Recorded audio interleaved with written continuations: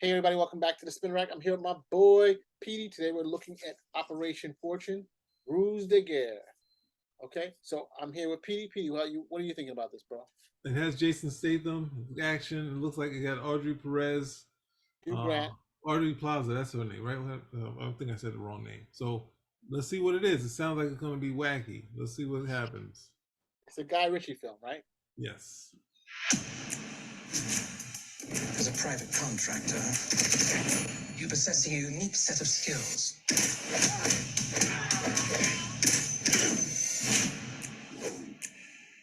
What's that? Power map. You said it was clear. I said the front was clear. Wow. She's. Front, back, right, wrong. Anyway, shall we? So what we got? Something rather nasty has been stolen. We have to stop that getting onto the open market. Who's the buyer? Greg Simmons, the billionaire arms dealer. Wow. Very Everybody. serious faces up here, aren't there? You can't catch this fish with conventional lures. I'm sorry, the lure being Honey Francesco. The movie star. Wow. Greg Simmons' favorite movie star. And how do we get him? Blackmail.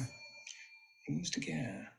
Very good. Carry on. The Wow. world needs you for your greatest role yet. Who are you? I'm your new manager. There's a sensitive and awkward situation between you and your sister-in-law. I actually love my sister-in-law. Yes, Danny. You made that quite evident. No need to be nervous. No reason to be nervous. They're only killers. You're an actor. Act. Okay, I'm ready. Let's go to work. Will someone pinch me, please? Is that Danny Francesco?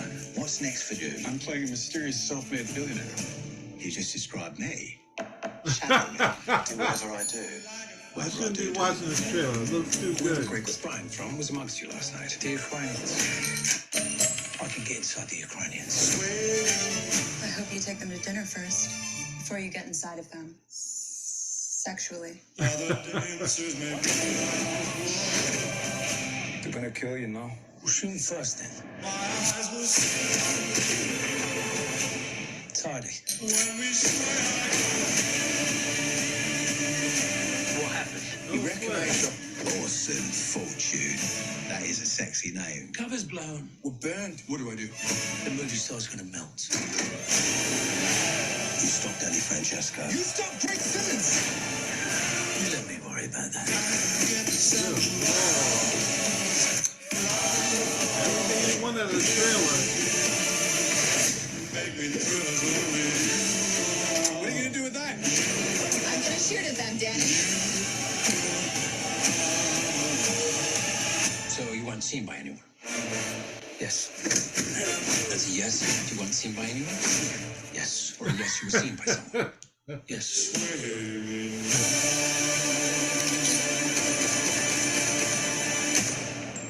I Side like note. it. I like it. It sounds it's funny as Oh hell. I my mean, look, goodness.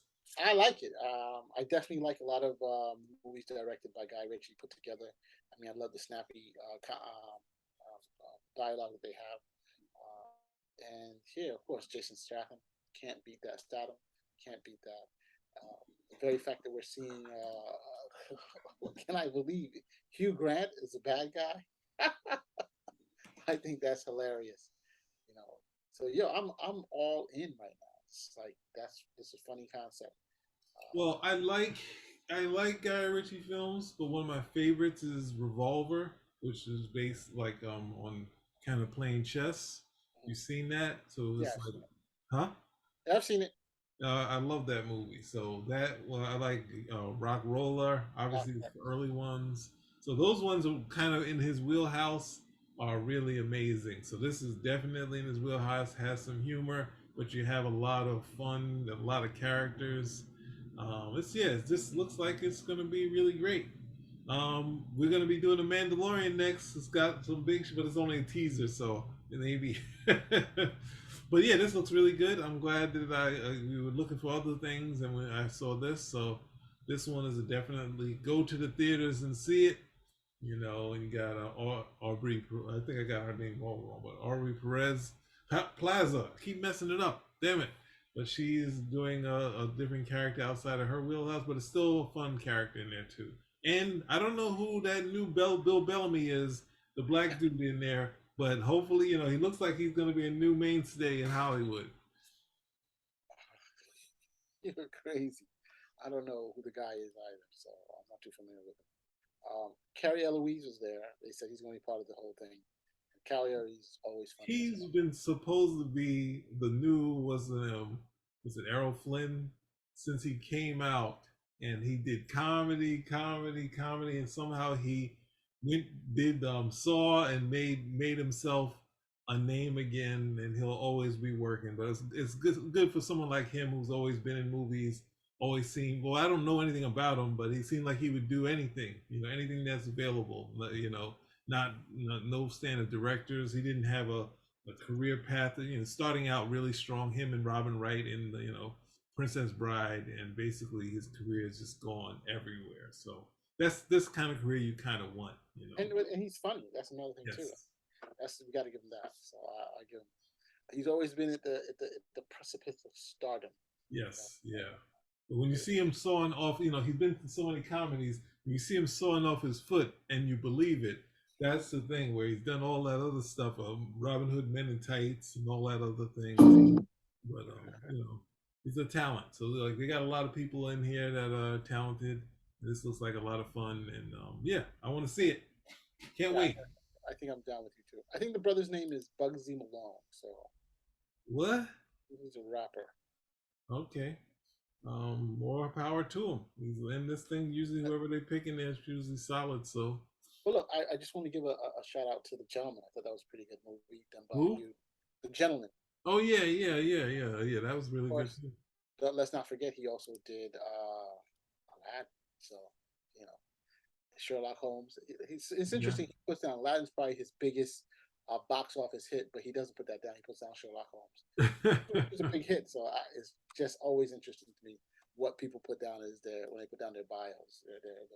Yeah, no, I mean, I think he probably had the most fun with as far as big Hollywood budget movie with Sherlock Holmes, but look, Sherlock Holmes, he did about 500 million for the first one, and he did for the second one, he did roughly about the same thing, but Aladdin did $1 billion. So wow, that's crazy. Probably what did they say? What did Neil Brennan from the Chappelle Show say? You just as a TV director sometimes just feel like you just turn one of the keys in the torture device. Everyone the device is there. Everybody has to turn the key, and he turned one of those keys. So maybe it was like that, where it's like standing around, get the acting that you want, and then give it to the graphic people to work the rest of the magic. But I'm glad he's having the Hollywood ups and downs. Revolver is not one that even made it to the theater. But it was just like one of the things that just like if you're a chess person, well, I'm not a chess person, but at the same time, the part of the angle of it was very interesting. And having Soder, the guy who was the looked like the insurance salesman killer type of guy. Remember the guy who had the glasses and the bald head? Like it looked like he just got off work, but he's an assassin. He's like one of the best assassins out there. But it was very interesting, and the core of the movie. One thing that everyone should watch, especially get to the end if you're struggling with things in life. You find who the true enemy is. Mars, you need to find who that true enemy is. I'm not even going there, But I know we're digressing into Guy Ritchie, but I think he's been on top since Lock, Stock, and Two Smoking Barrels. Yes, yeah. Just has that gritty.